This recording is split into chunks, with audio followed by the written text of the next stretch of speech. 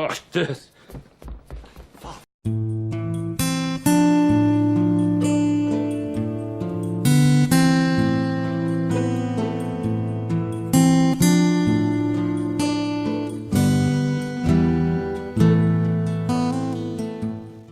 Now, if you remember, about a couple of years ago, I decided to make my review on Metro The Last Light, and that was probably a very bad decision to do since that was the second Metro game. And with the news that Metro Exodus is pretty much right around the corner, since it's going to be like, well, by the time this video comes out, it'll probably have released or something, but depending. But yeah, I decided to look back on Metro 2033 and find out what I have been missing for pretty much the past 2 years since I played Last Light. But yeah, what is up guys, this is Tyrannic Swine here and welcome to another game review. As I said before, I am reviewing Metro 2033, which is based off the same novel that it was created from. There's Artyom, who is one of the survivors of the nuclear war that caused the whole world to look like this. And he has been persuaded to leave his home station in the Metro to persuade another station to help out theirs because they're in a terrible situation. And so Artyom has to go on his big journey to help save his station. But whilst on his journey, he ends up becoming part of a much more bigger situation. Now, considering how the story was actually decent in Last Light, I thought Metro 2033 had a much more interesting story compared to its sequel. I actually do like those kind of stories where the main character has to go on like some big journey to try and do something and end up getting involved in something that's actually bigger than them and everything else around them. And yeah, this is pretty much what this game is. Like, Artyom sets out to do something but ends up getting caught up into something that is much bigger than him and everyone else in his country, or the world itself. Now, as you play through the game, Artyom's journey does become more difficult, challenging, and dangerous, and honestly, you can definitely see that as it does become a hell of a journey just to get to where he's going. But I think the one thing that's kind of off of the story a little bit is the fact that despite all the odds against Artyom, then there are many situations where he ends up looking like he gets captured or at gunpoint from either other creatures or like other humans, and you'd think he should have been killed by them, but he ends up getting randomly saved by other characters who just mysteriously turn up. I think that's the only small thing that sort of hits the story a little on the wrong side, and it's sort of like it happens a bit too often, and I'm like, that really shouldn't have happened. And yeah, but honestly, other than that, there is a lot more better things about the story than just that. Because not only are the creatures that Artyom encounters in the Metro and on the surface are dangerous, but even other humans are dangerous too. And the game does try to add in a sort of politicalness to it with the fact that you have the Reds who are like communists and you have Nazis too who are fighting against each other, which feels like an old grudge from World War II that's pretty much come back to bite the Russians in the ass, and now it's like a World War III is now happening in the Metro, and pretty much they're all trying to gain control of the Metro, so pretty much only one faction can survive and pretty much have control of everything. Another thing that really makes the game very immersive is just seeing the way that the surviving humans are like the living conditions they're in the Metro. It's terrible. I mean, there doesn't seem like anyone is doing well at all with the living conditions of the Metro at all. It's like it's either you either fight or you die, and that's pretty much it. Otherwise, you're dead. That's the only way you can survive in the Metro, and to see people having to live in such terrible conditions, it can get to you sometimes. Not only that, alongside dodging all the enemy humans and creatures, Artyom also experiences weird hallucinations that are caused by the Dark Ones, which are some kind of super intelligent mutant that go around and sort of mess around with other people's minds, and this causes some kind of psychological aspect to happen in the game, and this kind of stuff happens randomly. It's like you never see it coming, and the fact that the Dark Ones are shown very rarely in the game, you don't even fight them apart apart from one that you have to shoot at the very end of the game, it made them a very mysterious creature. They had a very mysterious presence that you just didn't know what the hell they were, and it kind of made it very interesting because you wanted to learn more about them. Though sadly in the sequel that wouldn't come to be because of the endings that would happen in this game. And you pretty much actually have two endings in this game, because after you have like this sort of weird mind fuck tussle with a dark one, you pretty much have a choice to either keep the laser designator on its intended target so you can fire the missiles, which is actually the bad ending, but it's the actual sequel ending to Last Light, or you can actually do the good ending, which is destroy the laser designator and understand the Dark One's intentions, the fact that they actually want peace. I did that because I was just like, okay, I can whack this thing over and just get the good ending. But I obviously knew that the bad ending was the true ending for the sequel. And so yeah, the fact that the game actually has two endings is kind of interesting. Although apparently throughout the game, because there is certain things that can happen, they're like, you can like give poor people like extra cash or military grade bullets, which is your currency in the game, or you can like do certain things for people, and you end up getting this sort of white flash or haze around like your heads up display that indicates that you did something. Now this is supposed to be a sort of morality representation, but it doesn't do it very well because it doesn't keep track of what you've done, and you don't know whether you've done a good or a bad thing. I mean, obviously you can tell if you've done a good thing, but sometimes you can't tell if you've done a bad thing either. And I don't know if it really impacts the ending whatsoever. I definitely know it impacts Last Light, but in this game it really doesn't, since at the end you pretty much have a choice in what ending you get. So pretty much the whole white haze morality thing that goes on in this game isn't exactly necessary, but it's there. Now throughout the game you encounter quite a lot of characters, and the way they're introduced is very random, since like a lot of characters that I saw, like Bourbon, who helps you out pretty much mainly in the beginning of the game because he wants to get somewhere that you're heading to, and then he ends up getting caught up in a situation and ends up getting killed. Then some other guy named Khan just arrives out of nowhere and he helps you out to get to another station, and then you have to help them out, and then you reconnect with another group of humans from another station, and then they help you out on the mission. It's just the fact that the way the game introduces its characters is a bit too convenient, and the timing is like very weird. But yeah, other than that, I think the way they did the characters was pretty funny. There is a lot of good banter between all these characters, and the fact that they are all Russian just makes it even more funnier, especially with the guys from, I think, the Sparta station. Those guys were really hilarious, but Bourbon was pretty damn funny too, whilst Khan was very philosophical and pretty much had an understanding with the way the Dark Ones worked, as he always talked about some weird shit from time to time. Although the fact that they had funny banter, the fact that Artyom is a silent protagonist doesn't quite work with the fact that when these characters are talking to you and the fact that he doesn't reply is kind of weird, and it's just the fact that when they reply back it's very quickly.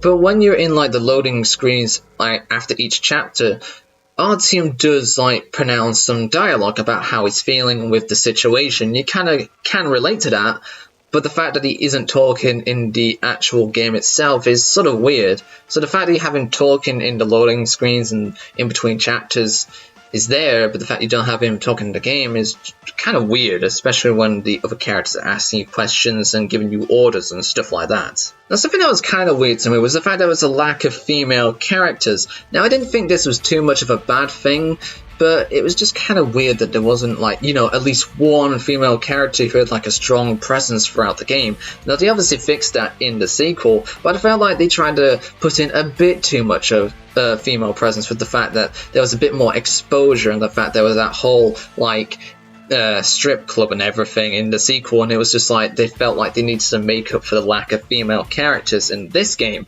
But I don't think it was too bad by the fact that there was a lack of female characters. I mean, sure, Russian women can be pretty damn strong and insane, but I feel like with the whole situation that was going on, I think it made sense to not have any female characters or a major female character in the game. The combat in this game is actually really well done. It splits between having full-blown firefights to having complete stealth sections, and trust me, in this kind of game you're going to want to go down the more stealth route, since it's going to be very necessary for your survival throughout the game. The difficulty is definitely the game's most interesting factor, since most of the time in between or whilst you're fighting against other humans and mutants, you're going to have to keep an eye on your inventory, because your inventory is the most important thing throughout the game. You need to keep an eye out for the amount of ammunition you have, what supplies you have, like med kits so you can keep healing yourself in bad situations, or the air filters you have left for your gas mask for when you go out on the surface or going into irradiated zones. Keeping an eye on all this stuff is incredibly necessary for survival. Hell, even making sure to keep your torch and night vision goggles charged up with your little charger pack when you're in dark rooms and everything.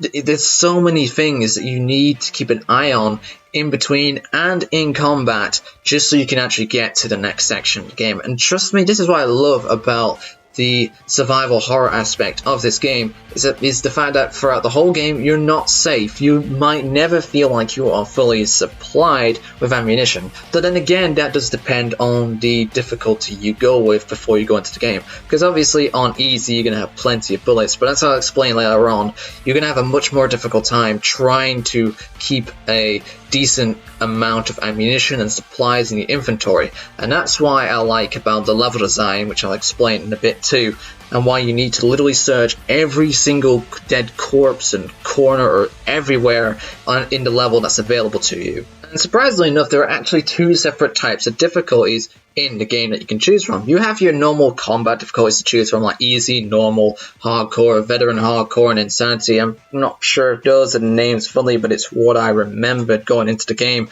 And obviously this increases the enemy damage and the difficulty in the combat if you get spotted, so it means that stealth is definitely a lot more better to do when you're going up against humans, since they'll rinse you apart with the increase in difficulty. And then you have the survival and Spartan options. Now survival obviously means you have less chance of finding ammunition and supplies for yourself, while Spartan pretty much increases that amount if you want to go for a more action type vibe, and I kind of like that. However, I decided to go on the survival option and selected hardcore difficulty. And to be quite honest, this game was a bit of a challenge. There were a few moments in the game where I died quite a few times until I eventually figured out a way to get past them.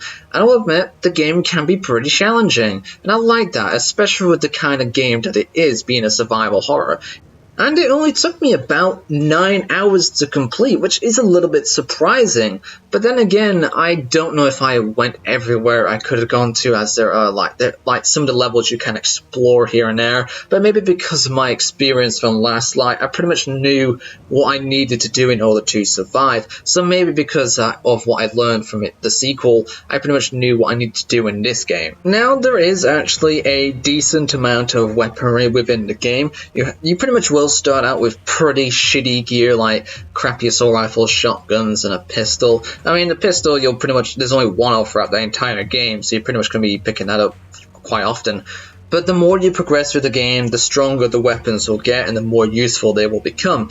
But there is a nice variety of them. There's probably at least 12 or so guns within the game, and that's pretty nice, I gotta admit. Probably even more, because I don't know if I actually used every gun in the game, even though I did play it through once. But yeah, there's a nice selection of weapons to choose from, and each of these weapons have their own specific type of ammunition, like pistol rounds, shotgun shells, assault rifle cartridges. There's even thematic weapons which use steel balls or something, air projected. Those are a pretty interesting, neat design, and of course you can actually only shoot them all so often. I mean, you also have to reload the ammunition, but you also need to recharge them too. So thematic weapons need to have double the amount of check-in and everything with other weapons compared to it. You can also buy attachments from shops and vendors, so you can make the weapons a little bit more useful in certain situations by using military grade bullets, which is your currency, as I've said before in this game, to buy these attachments and other newer weapons. But it's best to try and make sure you have a decent amount of these military grade bullets, because I mean, some of these newer weapons can get more and more expensive along with the attachments that they have available, but it's also the fact that assault rifles do tend to actually use the military grade bullets when you've run out of their actual main supply of bullets. And so yeah, it's another thing to keep an eye on unknowingly, but very interestingly too. It's like, if you run out of bullets for your assault rifle and then weirdly wonder why you're actually using ammunition, but wonder why your money is slowly running out, it's because you're using that as ammunition, which I kind of like how the game has to make you keep an eye on something else as well. And I like the performance of all the weapons. Yeah, some are like shittier than others, but they got the job done when the need arose. And of course reloading would be a bit of an issue with how slow it was, and melee was a bit slow too. But meleeing enemies was actually fairly strong compared to other games I've seen with this mechanic. And yeah, each of the weapons performed pretty damn well. There are even throwable weapons that you can use throughout the game, which are multiple selections of grenades, like your usual hand grenades, sticky grenades, which are surprising to see in this game, flame grenades, and each of these are pretty damn useful. And you even have knives for stealth sections. But despite the usefulness, I didn't really use these quite often. Would end up having like the max amount for them, because there was never really a point in time where I'd see a large group of enemies stuck together where I'd be able to use them. I mean, even against enemy mutants, mainly because they're running around so quickly and they'd end up just slashing you to get up close, so I'd rather just use like a pistol, assault rifle, or a shotgun. So despite the fact that there's a decent amount of grenades to use from, I never really used them all that often. I think the knives is what I used more than the grenades. And for your character, there is a huge abundance of equipment to use to help in your survival throughout the game. You obviously have your default torch, which has to be recharged by some sort of charger pack, which also is then accompanied by night vision goggles, which is very handy for stealth sections in the dark, and it sort of replaces your torch in a way when you have a lot more visibility with the night vision. I really like the night vision. It was pretty damn cool in this game. And you also have med kits to help heal you, and I think the way the game is, I don't know if you do slowly regenerate your health, but as far as I know, you definitely need those med kits, because I don't think your health does regenerate. So the medkits are definitely something vital to use in this game. And of course you have your gas mask for whenever you go on the surface or go into irradiated zones in the metro. And you even have a little watch which can help you like find out if you're in an irradiated zone or whether it's deadly enough to you. So yeah, there is a huge amount of equipment you can use in this game, but the thing is, you always have to keep an eye on it because it always needs either refilling, recharging. So yeah, even though you have a lot of useful equipment with you, just make sure to keep an eye on it, because if it all goes to shit, then you're done for. Now this game has plenty of enemies to fight against. There's a large variety of things out there that want to try and kill you, like the many different types of mutants ranging from demons, these giant rat dog things, amobas, which are weird glowing ball things, and of course there's also other human enemies to fight against. Now, these enemies in small numbers are pretty damn easy to take out, especially if you decide to use on the human enemy's stealth tactics, which are like a silenced pistol or any silenced weapon or throwable knives. Very easy to use in stealth sections. But when there's a large amount of enemies to go up against, especially the mutant enemies, you're going to get destroyed, especially on higher difficulties. Hell, even on the difficulty I was playing, if I was going up against a large amount of enemies, they would take me out pretty down quickly, and that's if I would have the chance to heal myself, because it is actually kind of difficult having the opportunity to try and heal yourself in a big firefight battle. And trust me, healing yourself is very necessary against large swarms of enemies. I did eventually figure out that there is easier ways to try and heal yourself against the mutant type enemies, because mainly their type of attacks is moving around and then pretty much swiping you the best they can. So trying to run around in a big circle while healing yourself is pretty much your best bet against those guys. Whereas human enemies, pretty much trying to hide and cover and stuff like that, and just pretty much trying to snipe them from a distance is pretty much your best bet with human enemies. But overall, I think the enemies do offer quite a lot of challenge. However, despite the amount of variety in the enemies and the challenge to go up against them, the AI is a little clunky, especially with the mutant enemies. The mutant enemies, the way their movements are, is a little finicky. You can sort of see that they're not exactly, like, perfect. They do sort of stop here and there when they move around very quickly, but most of the time they do end up like getting you when you least expect it.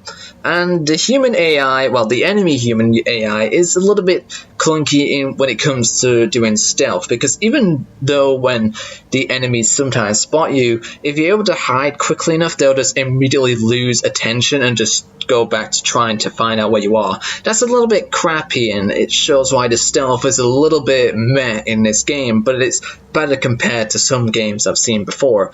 But yeah, the AI isn't completely perfect when it comes to fighting against them. However, the friendly AI is actually really good. These guys are very useful when you actually have human companions to back you up against the enemies, as the enemies will usually sometimes go for them, and they're great distractions. Plus, they're immortal most of the time, like specific characters like Bourbon, Miller, or Khan, who pretty much can take as much damage as they want because they're plot-specific characters. So you can pretty much have them distract the enemies while you take them out from a distance. And their accuracy with the weapons is pretty good too, so whenever you have like an AI companion with you on certain sections of the game, trust me, you're gonna love them because they're useful as hell. Now, one of the best parts about this game entirely is its atmosphere and horror factor. There are so many parts of the game, especially when you're in the metro, thinking, is this corridor or tunnel that you can go down safe? Is there like nothing there waiting to kill you? And that's the mystery and fear that this game gives to you. You have no idea what's around the corner. You have no idea what could be there lurking, waiting to kill you. And this is especially apparent with the mutant enemies, because sometimes you'll see like holes dug out in the wall or the floor, and sometimes these can actually like trap you if you walk into them and the enemy can kill you.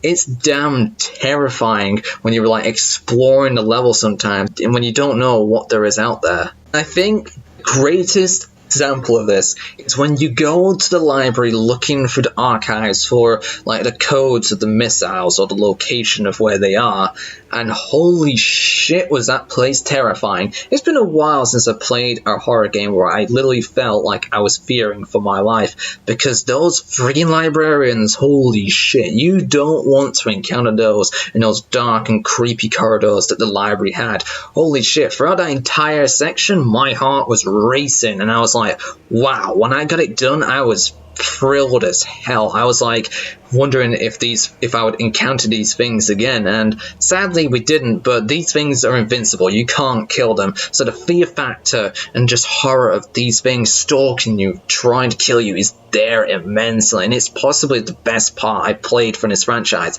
I was rarely getting this kind of thing from Last Light, but this was on a whole nother level for me. Hell, even when you think the Metro is bad, Surface is even more terrifying, because you pretty much know there's nowhere safe to go whatsoever. Everything out there is trying to kill you, the mutants and even the environment itself. So you want to try and get through the area as quickly as possible, despite the numerous things that could be in your way. And even if you want to look around and try and scavenge for any supplies you could find, I mean, the Surface is terrifying, and trust me, I took my steps very slowly wherever I went. Now this brings me on to the level design, and the level design, despite being very linear, is actually pretty expansive. Each of the levels have numerous paths you can go down, you can explore plenty of places, especially on the surface. I mean, yeah, you have like a simple objective to go to, but you can have a nice look around for any supplies you can scavenge, and it's the same in the Metro, which is even more linear with its tight tunnels and corridors, but it's also like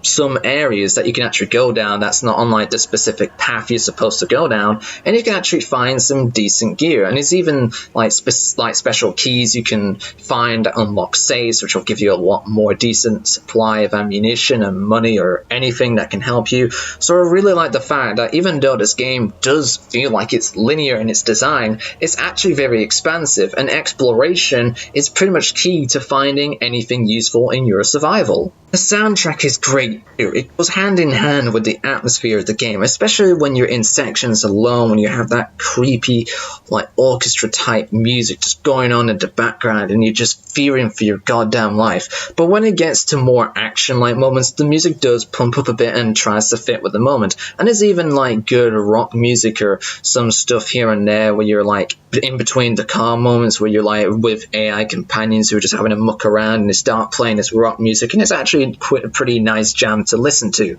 But yeah, the soundtrack is definitely one of the best ones I've heard for a good bit, since it fits entirely with the atmosphere and the whole theme of the game.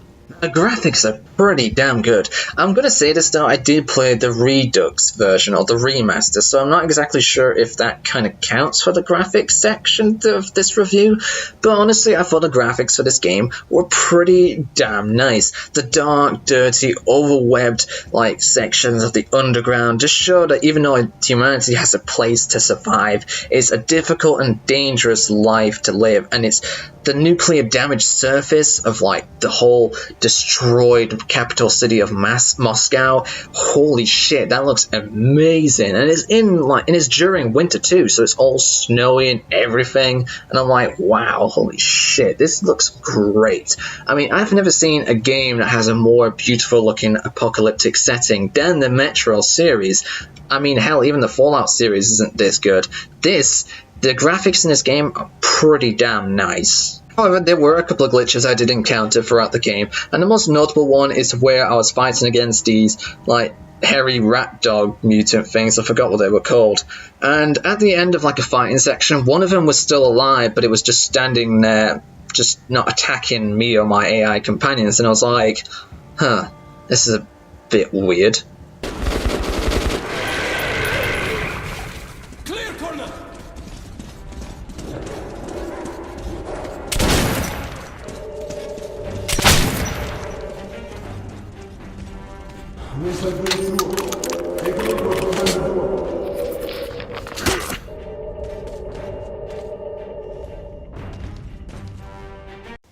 So then I just basically just left and moved on.